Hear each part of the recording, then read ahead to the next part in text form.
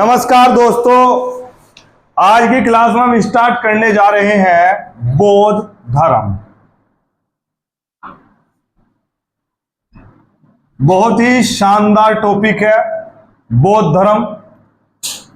18 देशों का प्रमुख धर्म है। चीन का प्रमुख धर्म है। दोस्तों, बौद्ध धर्म के अनुयायी हिंदुस्तान में अगर कहीं सबसे ज्यादा हैं तो महाराष्ट्र में है सर्वाधिक। ध्यान से सुनना, बौद्ध धर्म का इतिहास पूरा अपने दिमाग में सेट कर लो। लास्ट ईयर का एग्जाम में आया हुआ कोई भी क्वेश्चन ऐसा नहीं हो सकता कि इस क्लास से आपको ना मिले।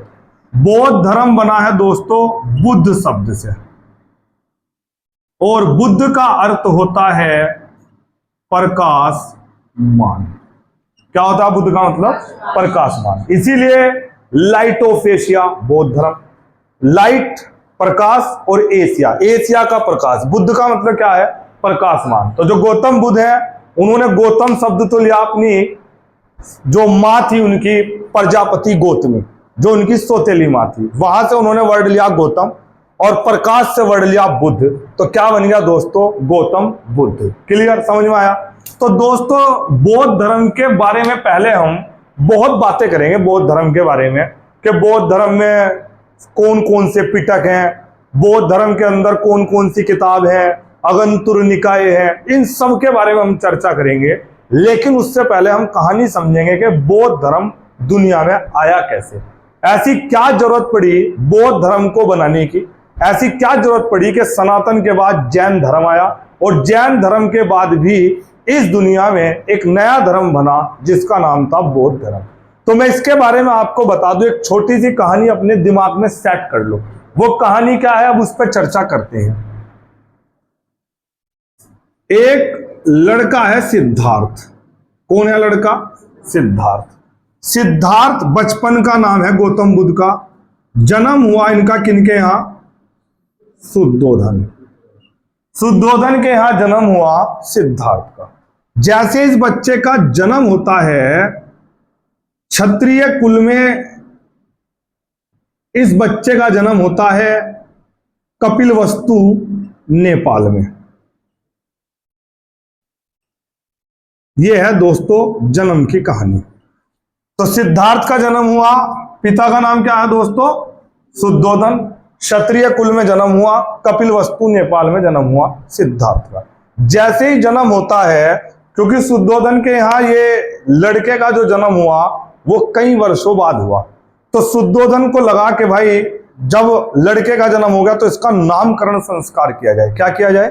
नामकरण संस्कार। तो उस नामकरण संस्कार में राजा ने दूर दूर के बहुत बड़े बड़े विद्वानों को, पंडितों को बुलाया, जिन्होंने इस बालक की कुंडली देखी और राजा की जी हजूरी की। राजा को जी हजूरी क्यों करी? ताकि ज्यादा से ज्यादा माल मिलेगा। अब कोई आपके घर आ जाए और आपके बच्चे की तारीफ करे तो आप उसे अगर 2 रुपए दे रहे होंगे तो शायद आप 4 दे दो। तो इसी तरह जितने भी लोग आए थे, जितने भी आए थे विद्वान, उन विद्वानों ने बढ़ा चढ़ा के बताया कि राजा, ये तेरा बेटा आगे चल के ये करेगा, आगे चल के वो करेगा, बहुत बड़ा चक्रवर्ती बनेगा। राजा बड़ा खुश हुआ। लेकिन वहां एक फकीर बैठा था। कहानी दिमाग में सेट करना, इस कहानी को लिखने का टाइम नहीं है और ना लिखने की जरूरत है। वहां एक फकीर बैठा था। वो फकीर खड़ा हुआ और उस फकीर ने कहा कि राजा, तेरा जो ये लड़का है ना, ये आगे चलकर या तो बनेगा चक्रवर्ती राजा या बनेगा बहुत बड़ा सन्यासी। क्या भविष्यवाणी हुई? या तो बनेगा बहुत बड़ा चक्रवर्ती राजा या बनेगा सन्यासी। समझ में आया दोस्तों? तो ये बात दिमाग में सेट होगी किसके? पिता के। तो दोस्तों, जैसे ही जन्म हुआ, मैं शॉर्ट में लिख देता हूं, जन्म के बाद सभी विद्वानों को बुलाया गया।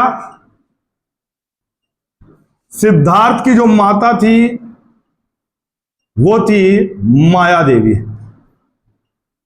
कौन थी माता? माया देवी। और जो माया देवी है, जन्म के 7 डेज 7 दिन बाद मृत्यु। सिद्धार्थ की जो माता थी उनका नाम क्या था दोस्तों? माया देवी। और जन्म के 7 दिन बाद ही माता की मृत्यु होगी। तो सर लालन पालन किसने किया? लालन पालन किया है इनका दोस्तों प्रजापति गौतमी। आवाज न करे दोस्तों, प्रजापति गौतमी। समझ में आया? किसने किया लालन पालन? प्रजापति गौतमी। सर ये कौन है प्रजापति गौतमी? प्रजापति गौतमी है इनकी सौतेली मां या मौसी समझ लो दोस्तों। तो इन्होंने इनका लालन पालन किया। ठीक है। जन्म के बाद सभी विद्वानों को बुलाया गया, सभी ने भविष्य वाणी की, लेकिन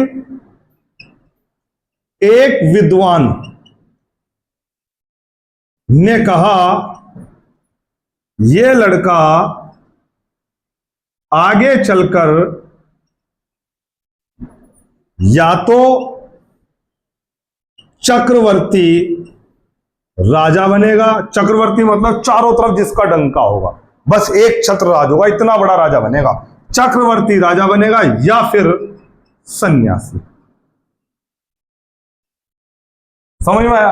अब यानी कि पूरी कहानी दिमाग में सेट होगी सर, या तो चक्रवर्ती राजा या सन्यासी। जैसे ही सन्यासी की बात पिताजी को पता लगी, पिताजी का दिमाग घूम गया कि यार अगर ये आगे चल के सन्यासी बन गया तो मेरा कुल आगे कैसे चलेगा?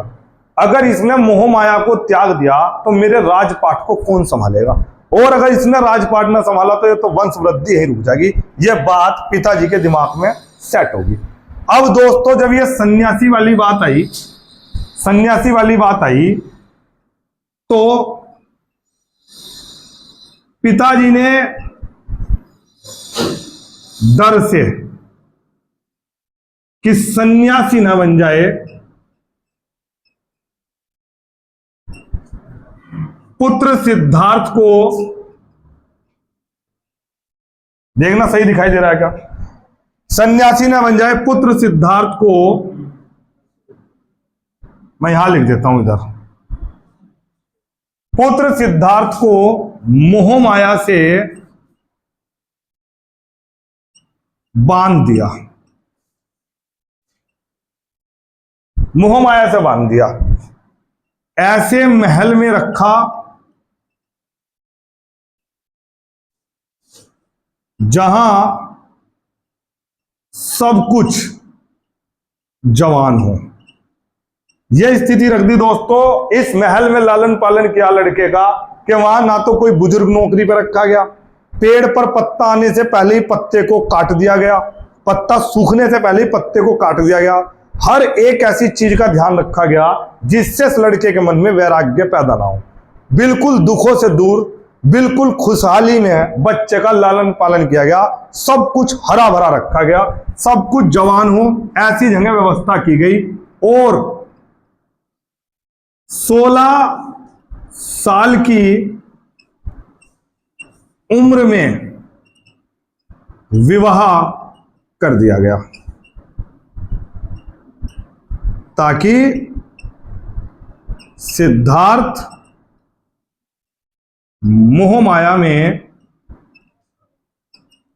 फंस सके। शादी के बाद इनको एक पुत्र की प्राप्ति हुई जिसका नाम है राहुल। कहानी समझ में आई?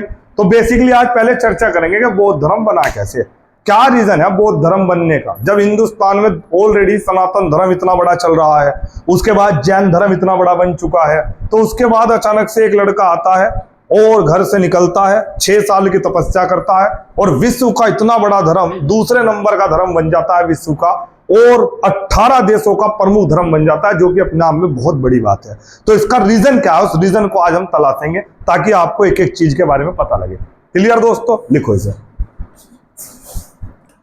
तो दोस्तों हमने पढ़ा कि गौतम बुद्ध से पहले जो नाम सिद्धार्थ है, पिताजी ने मोह माया में फंसाने के लिए 16 वर्ष की आयु में शादी कर दी। पत्नी का नाम है यशोदा। यशोदा से विवाह हुआ इनका और एक पुत्र की प्राप्ति हुई राहुल।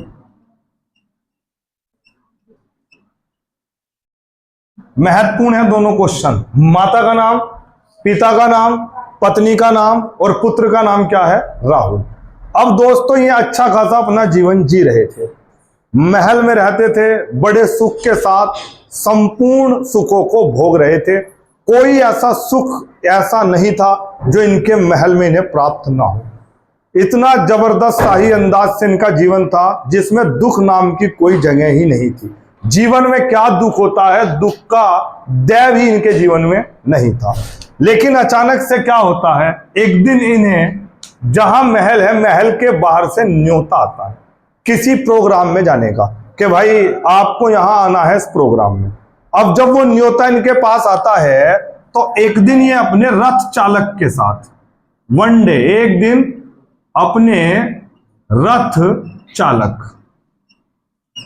चालक का नाम भी महत्वपूर्ण है दोस्तों, चन्ना। क्या नाम है? चन्ना। एक दिन अपने रथ चालक चन्ना के साथ महल से बाहर घूमने निकलते हैं। बस जब ये बाहर घूमने निकलते हैं, वहीं से दुनिया के अंदर नया परिवर्तन आता है। इस घूमने के कारण ही दुनिया को एक नया धर्म मिलता है। बाहर निकलते हैं तो 4 चीजें देखते हैं। कितनी चीजें देखते हैं? 4 चीजें। वो 4 चीजें कौन कौन सी थी? नंबर 1, सबसे पहले जैसे ही बाहर निकलते हैं तो देखते हैं बूढ़ा व्यक्ति। क्या देखते हैं? बूढ़ा व्यक्ति। उस बूढ़े व्यक्ति को देखकर सिद्धार्थ पूछता है, चन्ना ये कौन है? चन्ना बताता है कि एज के अनुसार ये व्यक्ति की एज ज्यादा हो गई है, उम्र बढ़ गई है, और उम्र बढ़ने के कारण ये बूढ़ा हो गया है। उस लड़के को देख के बड़ा दुख होता है कि इतना बूढ़ा मैं भी हो जाऊंगा एक दिन। आज मैं इतना स्मार्ट, इतनी मेरी स्किन इतनी बढ़िया है, कल मैं भी ऐसी मेरी खाल लटक जाएगी। इस व्यक्ति को बहुत दुख होता है, सिद्धार्थ को, इस लड़के को बहुत दुख होता है। रथ आगे चलता है तो इन्हें दिखता है बीमार व्यक्ति। कौन दिखता है?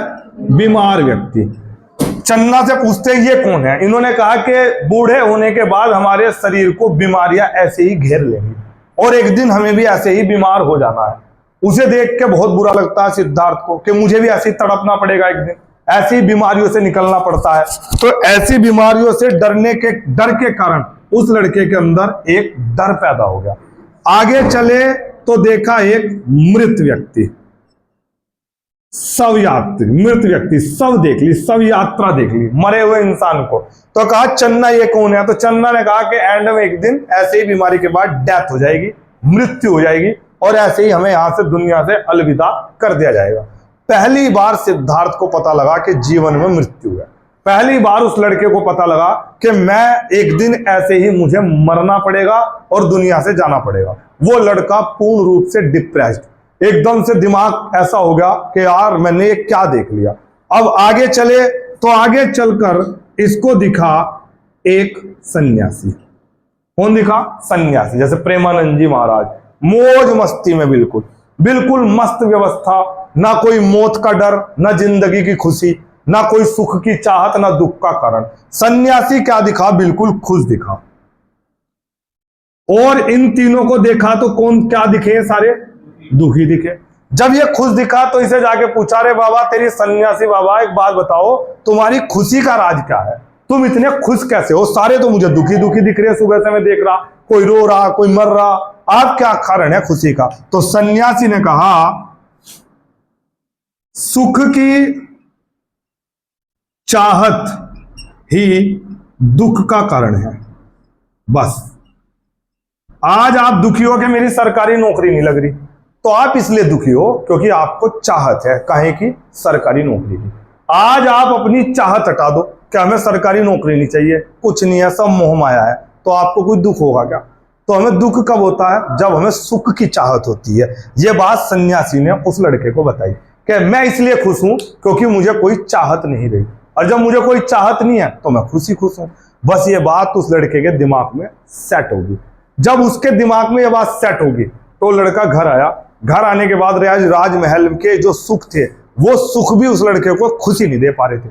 उसके दिमाग में एक ही बात सेट थी कि जो मैं भोग रहा हूं ये झूठा सुख है, असली सुख तो है ही नहीं, क्योंकि इसे छोड़ के तो एक ना एक दिन मुझे क्या होना है, एक ना एक दिन मुझे क्या होना है, और एक ना एक दिन मुझे क्या होना, तो यानी कि सब मोह माया है, सब झूठ है। अब वो लड़का बहुत एक तरीके का अध्यात्म आ गया, उसके अंदर वैराग्य पैदा हो गया। क्या पैदा हो गया? वैराग्य।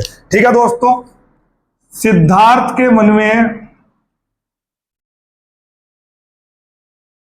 वैराग्य पैदा हुआ, दुख पैदा हो गया, एक मन नहीं लग रहा काम में, और जब दुख पैदा हो गया तो सिद्धार्थ धर्म की ओर मुड़ा, धर्म की ओर चले। और धर्म कौन सा था उस समय इनका? हिंदू धर्म। कौन सा धर्म था? हिंदू, सनातन।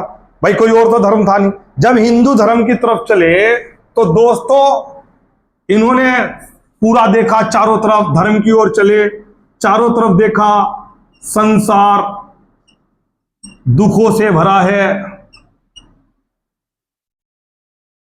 चारों तरफ दुख ही दुख है। इन्होंने दोस्तों धर्म की ओर चले तो इन्होंने ये देखा, इन्होंने धर्म, उपनिषद, जितने ग्रंथ हैं का अध्ययन शुरू किया। ये पहुंचे अनार कलाम के पास। उस समय के गुरु थे अनार कलाम। कौन थे? अनार कलाम। गुरु अनार कलाम के पास पहुंचे, मजा नहीं आया इन्हें। इन्होंने उपनिषद पढ़े, ग्रंथ पढ़े, इनका जो अंदर का सवाल था उसका जवाब नहीं मिल पाया। इन्हें अंदर से आंतरिक संतुष्टि नहीं मिल पाई। कैसे किया जाए, क्या आगे का रास्ता कैसे बनाया जाए। तो फिर इसके बाद हार के किसके पास पहुंचे? अनार कलाम। अनार कलाम कौन है? उस समय के टॉप गुरु। जैसे इस समय आपके मन में वैराग्य पैदा हो रहा तो आप लोग कहां जा रहे? प्रेमानंद जी महाराज।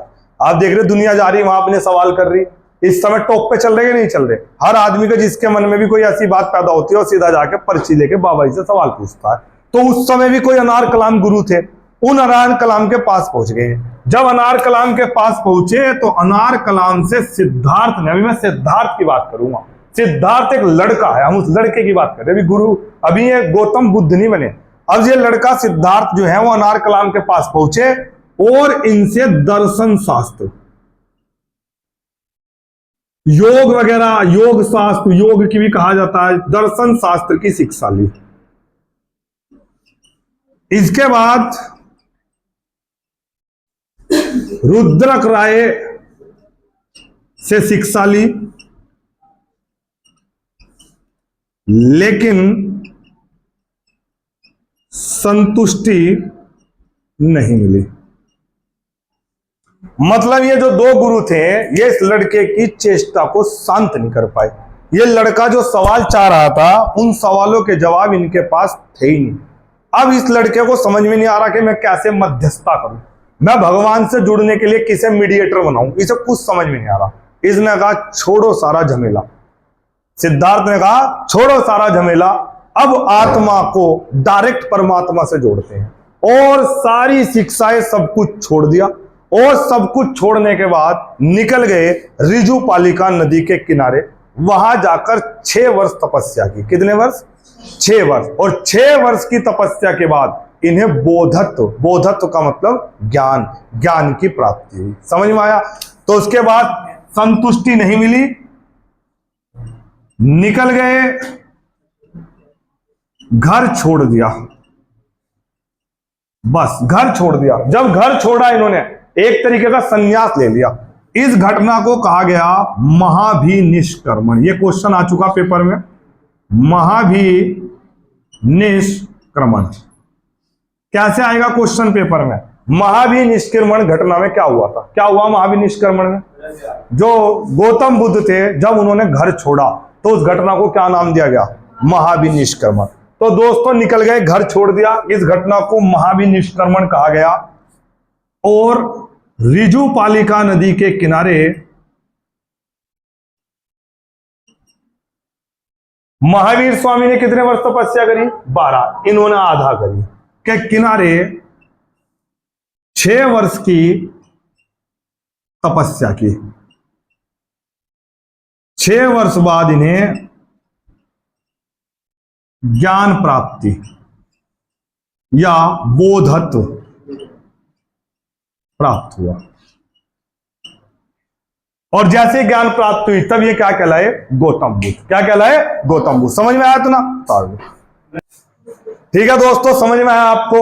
तो यहां हमने देखा महावीर निष्कर्मण, लेकिन एक गलती होगी दोस्तों, यहां ऋजुपालिका, ऋजुपालिका नहीं है, निरंजना नदी। ठीक है दोस्तों, जैसे सही कर लेते हैं कि इन्होंने जो तपस्या की वो निरंजना नदी किनारे की, और 6 वर्ष की तपस्या की पीपल वृक्ष के नीचे। और दोस्तों बिहार में इन्होंने तपस्या की। तो रट लेना, 6 वर्ष की तपस्या। जो ये महावीर निष्कर्मण घर छोड़ा इन्होंने, ये छोड़ा था 29 वर्ष की एज में। अब एक बात बताओ, जब 29 वर्ष की आयु में घर छोड़ेंगे और 6 साल तपस्या करेंगे, तो इन्हें जो ज्ञान की प्राप्ति हुई होगी वो कौन सी एज में हुई होगी? 35। तो ये भी क्वेश्चन आता है कि जब गौतम बुद्ध बने, ज्ञान प्राप्ति हुई, तब इनकी एज कितनी थी? 35 वर्ष की आयु। ठीक है दोस्तों, तो 35 वर्ष की आयु में दोस्तों सिद्धार्थ को ज्ञान की प्राप्ति हुई। ज्ञान प्राप्ति के बाद गौतम बुद्ध कहलाए। अपनी मां प्रजापति गौतमी से इन्होंने गौतम शब्द लिया और बुद्ध प्रकाशमान लगाया, और अब ज्ञान प्राप्ति के बाद क्या कहलाए? गौतम बुद्ध। दोस्तों जैन धर्म और बौद्ध धर्म में एक छोटा सा अंतर है, या बहुत बड़ा अंतर कह दो है। जैन धर्म तो कहता है कि आपको घर छोड़ना ही पड़ेगा। अगर आपको धर्म से जुड़ना है, आपको ईश्वर की प्राप्ति करनी है, तो आपको घर छोड़ना ही पड़ेगा। कौन कहता है ऐसा? जैन धर्म। गौतम बुद्ध कहते हैं कि आप सांसारिक सुख भोगो, आप अपने घर में रहकर भी ईश्वर प्राप्ति, परमात्मा प्राप्ति कर सकते हैं। ये दोनों धर्मों के अंतर बहुत बड़ा अंतर है। जैन क्या कहते हैं? घर का त्याग। और बौद्ध क्या कहते हैं? घर में रहकर। तो गौतम बुद्ध ने यही संदेश दिया। यहां क्या संदेश दिया? जब गौतम बुद्ध को ज्ञान की प्राप्ति होगी, ध्यान से सुनना, सबसे पहले अब ज्ञान की प्राप्ति होगी। अब ज्ञान की प्राप्ति ऐसी तो थी नहीं कि जैसे भस्मासुर को वरदान दे दिया शंकर भगवान ने कि जिसके भी सिर पे हाथ रख देगा वो भस्म हो जाएगा। यहां पर ऐसा कोई जादू नहीं होने वाला कि गौतम बुद्ध को ज्ञान की प्राप्ति होगी, गौतम बुद्ध जिसे चाहे उसे भस्म कर दे, जिसे चाहे उसे हवा में उड़ा दे। अब इन्हें यकीन ही नहीं हो रहा कि मुझे ज्ञान की प्राप्ति हुई है भी कि नहीं। अब जैसे भस्मासुर को वरदान दे दिया, अब उसने कहा मैं ट्रायल करूं कैसे, वो लोगों के सिर पे हाथ रख रहा, भस्म हो भी रहा कि नहीं, वो लोगों को भस्म करता घूम रहा। अब बड़ी दिक्कत आ गई कि जब वो सबको भस्म करने लगा, सबसे ज्यादा घबराहट किसे होती थी? इंद्र को। इंद्र घबरा गया, वो ब्रह्मा जी के पास पहुंचा कि शंकर भगवान ने उसे भस्मासुर को वरदान दे दिया, वो मुझे ना भस्म कर दे, मेरा स्वर्ग ना छीन ले मुझसे। अब ब्रह्मा ने कहा चलो कुछ वरदान कर, कुछ तोड़ निकालते हैं इसका। तब उन्होंने तोड़ निकाला और उसे, उसके हाथ को अपने ही सिर पर रख लिया उसने, और वो भस्म हो गया। तो ऐसा कुछ गौतम बुद्ध के साथ तो नहीं था कि वो ऐसे अपने ज्ञान को बता सकते कि हाँ मेरे अंदर शक्ति है या मेरे अंदर कोई ज्ञान है। तो अब वो अपने ज्ञान को, अपनी चेतना को जानना चाह रहे। अब जानने के लिए सबसे पहले वो, जब उन्हें ज्ञान की प्राप्ति हुई, वो पहुंचे अनार कलाम गुरु के पास।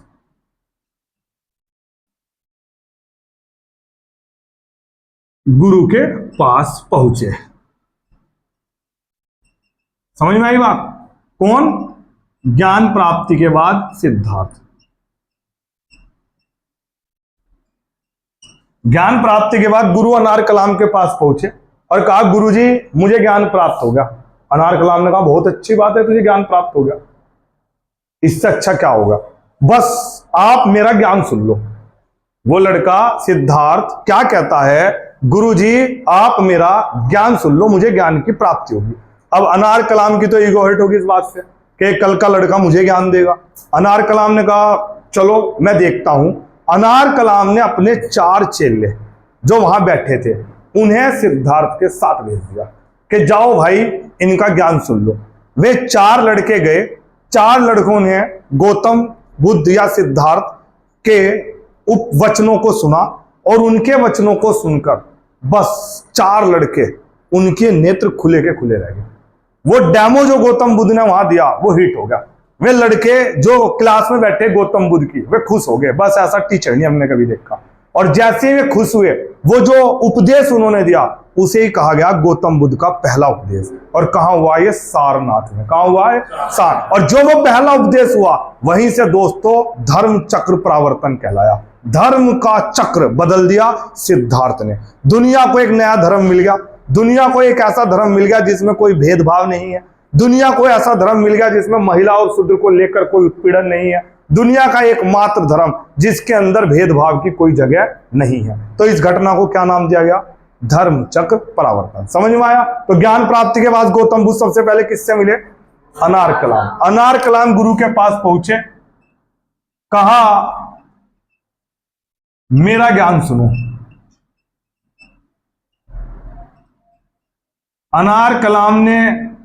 गुरु अनार कलाम ने अपने शिष्य भेज दिए, जिन्हें गौतम बुद्ध ने सारनाथ में पहला उपदेश दिया। सारनाथ में क्या दिया? पहला उपदेश। और जो ये पहला उपदेश दिया दोस्तों, यही घटना क्या कहलाई इतिहास में? धर्म चक्र परावर्तन। समझ में आया? तो दोस्तों जो उपदेश दिया उन्हें बहुत जबरदस्त लगा ये उपदेश। उस उपदेश में धर्म चक्र परावर्तन इसलिए कहा गया कि दुनिया ने एक नया धर्म एक्सेप्ट यहीं से किया। तो गौतम बुद्ध ने अनार कलाम के पास पहुंचे, अनार कलाम के शिष्यों को सारनाथ में पहला उपदेश दिया। उसके बाद ये घटना धर्म चक्र परावर्तन कहलाई। कुछ महत्वपूर्ण बातें लिख देता हूं। गौतम बुद्ध ने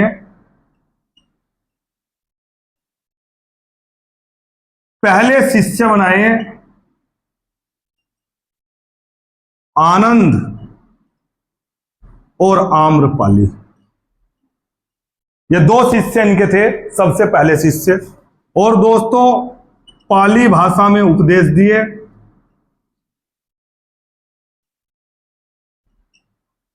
और गौतम बुद्ध के सर्वाधिक उपदेश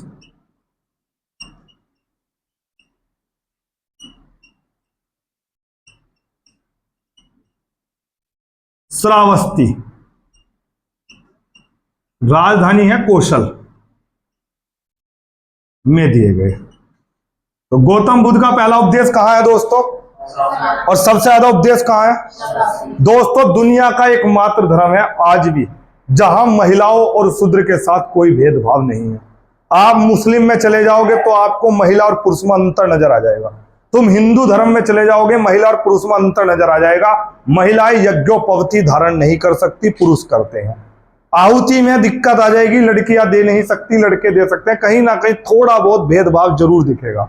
जैन में जाओगे तो जैन साधु का वर्णन होगा, जैन साध्वी का वर्णन नहीं होगा। एकमात्र दुनिया का धर्म बौद्ध धर्म है जहां महिला और पुरुषों को इक्वल अधिकार दिए गए, समान अधिकार। दुनिया में कोई ऐसा धर्म ही नहीं बना जिसमें महिलाओं को और पुरुषों को समान अधिकार दिए जाए। अब दोस्तों ऐसा क्यों हुआ? जब गौतम बुद्ध ये सब कुछ करने के बाद घर आए तो इनके पुत्र राहुल इनके पास आया। राहुल ने कहा पिताजी आपको ज्ञान की प्राप्ति हुई? पिताजी ने कहा हाँ। बेटे ने कहा वाह मजा आ गया, आपको ज्ञान की प्राप्ति हुई। लेकिन एक बात मैं कहना चाहूंगा आपको, क्या कि पिताजी आप हमें छोड़ के जब जंगल में चले गए थे तो आपसे ज्यादा संघर्ष हमारी मां ने हमें पालने में किया, और हमें लगता है कि आपसे ज्यादा संघर्ष हमारी मां ने किया हमें पालने में। जैसे ये बात गौतम बुद्ध सुनते हैं, बस उन्हें बात समझ में आ गई कि जो महिलाएं घर में रहकर काम करती हैं वो भी अपने जीवन में बहुत बड़ा संघर्ष है। तभी गौतम बुद्ध ने अपने धर्म में एक नई चीज ऐड कर दी, क्या? समान अधिकार। जितना अधिकार पुरुषों को है उतना ही अधिकार किसे है? महिलाओं को। रोक दे बस। ठीक है दोस्तों, गौतम बुद्ध के सर्वाधिक उपदेश श्रावस्ती में हुए। एक बात आपको इसमें ध्यान रखनी है, दुनिया का एकमात्र धर्म है दोस्तों, मैं लिख भी दूं, संसार का एकमात्र धर्म